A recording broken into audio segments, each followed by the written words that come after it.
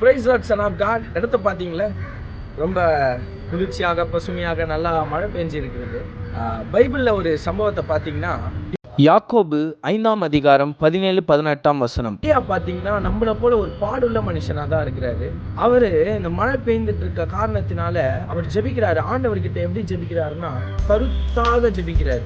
கருத்தாக ஜெபித்ததுனால 3 வருடம் 6 மாசம் பூமியில மழையே பெய்யல. அதற்கப்புறமா அதே கருத்தோட ஆண்டவர்கிட்ட ஜெபிக்கிறாரு. பூமியில சம மழை, சரியான மழை பெய்ந்து பூமி அதோட பலனை கொடுக்குது.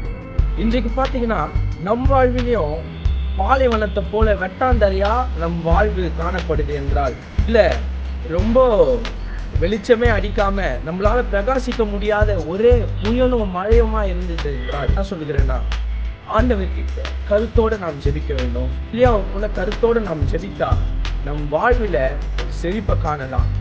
உங்க வாழ்வில பாலைவனத்தை போல காணப்பட்டது என்றால், கர்த்தர் அங்கே மழையை உண்டு பண்ணி உங்களுக்கு செழிப்பை காண பண்ணுவார்.